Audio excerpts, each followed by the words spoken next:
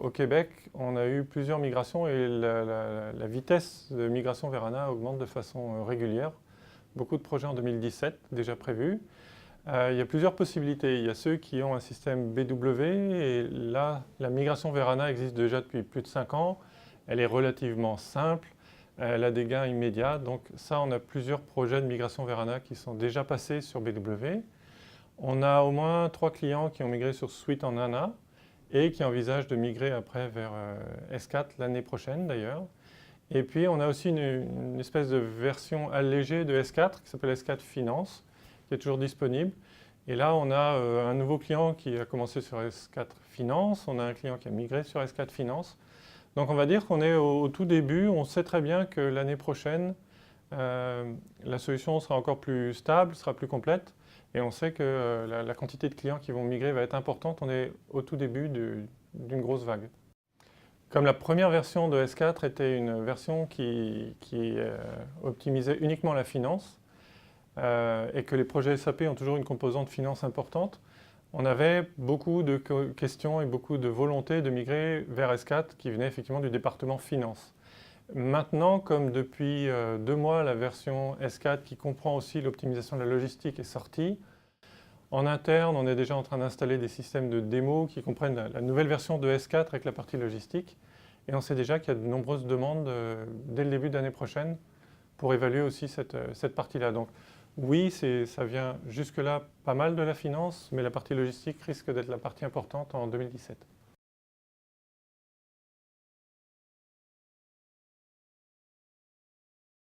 Donc une question qui revient très souvent, très fréquemment, c'est l'aspect retour sur investissement. On a très fréquemment des clients qui nous disent « Ok, si je dois faire un projet de migration, quelle que soit l'application, si je dois acheter des serveurs, je dois acheter les licences, est-ce qu'il y a un gain à attendre dans la première année, dans les 3 premières années, dans les 5 premières années, ou est-ce qu'on va avoir un gain quand on va migrer vers ANA ?» Donc le gain, il apparaît à plusieurs endroits. C'est plus sur la partie ERP qu'on va le voir. Sur la partie BW, quand on migre vers ANA, c'est vraiment clairement la rapidité de traitement des données, mais aussi la rapidité de modification des structures et des rapports qui est importante. Mais les gains sont assez faciles à chiffrer. C'est vraiment des gains assez mathématiques pour la partie BW, donc décisionnelle. Pour la partie ERP, c'est un petit peu plus compliqué à expliquer. Ce qu'on va avoir, c'est que déjà l'interface est beaucoup plus efficace. Il y a plein de vidéos sur YouTube où on voit une comparaison en temps réel d'une personne qui saisit sur l'ancienne interface sur la nouvelle.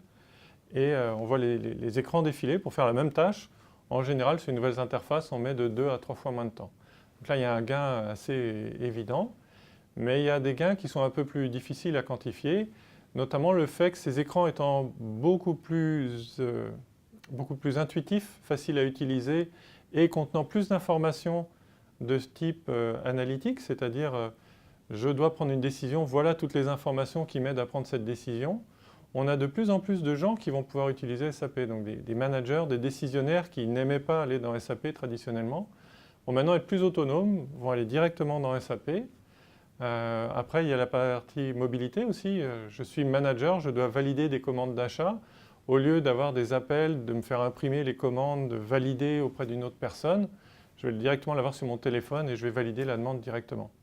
Donc, il y a tout un ensemble de processus, que ce soit du côté vente, marketing, achat, production, qui vont être plus rapides parce qu'on aura plus de gens qui sont plus autonomes, qui pourront aller plus vite. Il y a une image qui était donnée par SAP au début du produit SAP HANA, donc la base de données en mémoire. Comme au début, on était obligé d'acheter des serveurs très spécifiques, très coûteux, et que SAP mettait l'accent sur la vitesse. Et il y a eu une image dans le marché qui était tout ce qui est autour de HANA coûte forcément cher et forcément compliqué.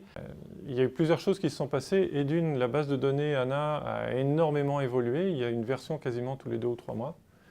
Donc les possibilités offertes sont bien plus nombreuses. Deuxièmement, le serveur qui est nécessaire pour faire tourner HANA devient de plus en plus régulier, normal. Donc les coûts diminuent. La base de données en mémoire prend moins de place, donc un serveur HANA est beaucoup plus petit qu'un serveur normal. Donc les coûts là aussi diminuent. Et puis, il y a de plus en plus de projets de migration ou d'installation sur HANA. Donc même en termes de projet, c'est de moins en moins risqué, de plus en plus classique, je dirais.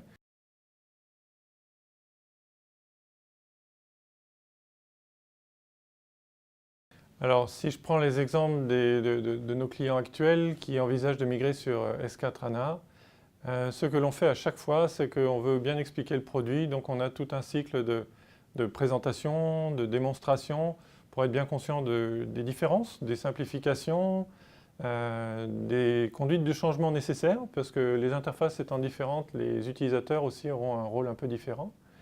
Une fois que ça c'est tout à fait clair, on a plusieurs outils gratuits. Donc on a un outil SAP qui s'appelle le Business Process Requirements qui permet de faire des recommandations à partir du système existant, de regarder le système SAP existant et de dire voilà ce que vous aurez dans S4.